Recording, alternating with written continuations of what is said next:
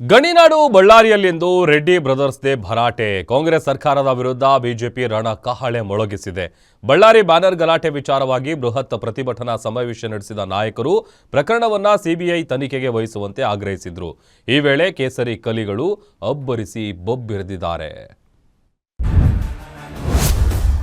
Ballari shootout ಖಂಡಿಸಿ BJP ರಣಕಹಳೆ.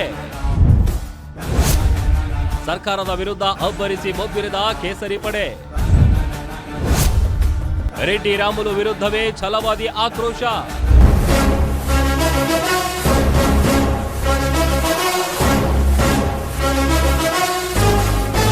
Ballari ಕಾಂಗ್ರೆಸ್ನ ಭದ್ರಕೋಟೆ, ಆದರೆ ಕೈಕೋಟೆ ಇಂದು ಕೇಸರಿ ನಾಯಕರ ಸಮಾಗಮಕ್ಕೆ ಸಾಕ್ಷಿಯಾಗಿತ್ತು. ಶ್ರೀರಾಮುಲು ಮತ್ತು ಗಣಿ ಧಣಿ ಗಾಲಿ ಜನಾರ್ದನ್ ರೆಡ್ಡಿ ಬ್ರದರ್ಸ್ ಜೊತೆಗೆ ಬಿಜೆಪಿ ನಾಯಕರು ಒಂದಾಗಿ ರಾಜ್ಯ ಸರ್ಕಾರದ ವಿರುದ್ಧ ಹೋರಾಟದ ಕಹಳೆ ಮೊಳಗಿಸಿದ್ರು. ಬಳ್ಳಾರಿ ಬ್ಯಾನರ್ ಬಡಿದಾಟದ ವಿಚಾರದ ತನಿಖೆಯಲ್ಲಿ ರಾಜ್ಯ ಸರ್ಕಾರ ವಿಫಲ ಆಗಿದೆ. ಪ್ರಕರಣವನ್ನ ಸಿಬಿಐ ತನಿಖೆಗೆ ವಹಿಸುವಂತೆ ಬಿಜೆಪಿ ನಾಯಕರು ಸರ್ಕಾರದ ವಿರುದ್ಧ ಅಬ್ಬರಿಸಿದ್ರು. ಅದರಲ್ಲೂ ಮಾಜಿ ಸಚಿವ ಬಿ ಶ್ರೀರಾಮುಲು ಆಂಧ್ರದ ರಾಜಕೀಯ ಸ್ಟೈಲ್ನಲ್ಲೇ ಆಕ್ರೋಶ ಭರಿತವಾಗಿ ಭಾಷಣ ಮಾಡಿ ಕಾಂಗ್ರೆಸ್ ಶಾಸಕರ ವಿರುದ್ಧ ಸೇಡಿಗೆ ಸೇಡು ತೀರಿಸಿಕೊಳ್ತೀವಿ, ಶಾಸಕ ಭರತ್ ರೆಡ್ಡಿ ಪಾತಾಳದಲ್ಲಿ ಅಡಗಿದ್ರು, ಮುಂದೆ ನಮ್ಮ ಸರ್ಕಾರ ಬಂದಾಗ ಬಂಧನ ಮಾಡ್ತೀವಿ ಅಂತ ಸವಾಲು ಹಾಕಿದ್ರು. ಮುಂದಿನ ದಿನಗಳಲ್ಲಿ ನನಗೆ ಕೂಡ ಅವಕಾಶ ಸಿಗುತ್ತೆ. ನಾರಾ ಭರತ್ ರೆಡ್ಡಿ ಅವರು ಪಾತಾಳದಲ್ಲಿದ್ರೆ ಕೂಡ ನಾರಾ ಭರತ್ ರೆಡ್ಡಿ ಅವರೇ ನೆನಪಿಡ್ಕೋಬೇಕು. ತಾವು ನಾರಾ ಭರತ್ ರೆಡ್ಡಿ ನೆನಪಿಡ್ಕೋಬೇಕು. ನೀನು ಪಾತಾಳದಲ್ಲಿ ಬಚ್ಚಿಕೊಂಡಿದ್ರು, ನೀನು ಪಾತಾಳದಲ್ಲಿ ಬಚ್ಚಿಕೊಂಡಿದ್ರು, ನಿನ್ನ ಹುಡುಕಿ ಹಿಡ್ಕೊಂಡ್ಬರ್ತೀನಿ ಅಂತಿರ್ಲಿ. ಇದು ನನ್ನ ಸವಾಲು.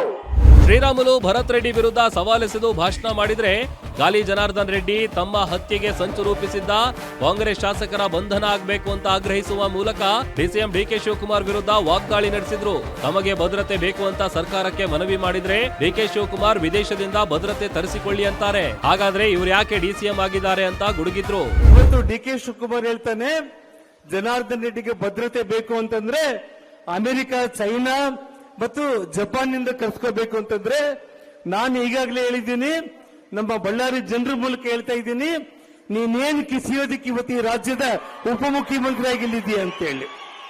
ಇನ್ನು ಇದೇ ವೇಳೆ ಬಿಜೆಪಿ ರಾಜ್ಯಾಧ್ಯಕ್ಷ ಬಿವೈ ವಿಜಯೇಂದ್ರ ಮಾತನಾಡಿ ಬಳ್ಳಾರಿ ಅಷ್ಟೇ ಅಲ್ಲ, ರಾಜ್ಯದಲ್ಲಿ ಹದಗೆಟ್ಟ ಕಾನೂನು ಸುವ್ಯವಸ್ಥೆ ವಿರುದ್ಧವಾಗಿ ಹಂತ ಹಂತವಾಗಿ ಹೋರಾಟ ಮಾಡ್ತೇವೆ ಅಂತ ಗುಡುಗಿದ್ರು.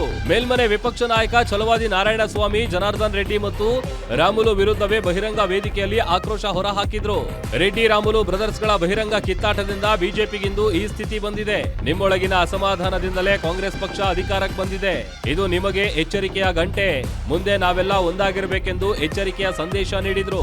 ನಮ್ಮ ಕೋರ್ ಕಮಿಟಿ ಸದಸ್ಯರು ಏನು ಅಭಿಪ್ರಾಯ ಪಟ್ಟಿದ್ದಾರೆ ಅದೆಲ್ಲವನ್ನೂ ಕೂಡ ನಮ್ಮ ಕೇಂದ್ರದ ವರಿಷ್ಠರಿಗೆ ತಿಳಿಸಿದ್ದೇನೆ.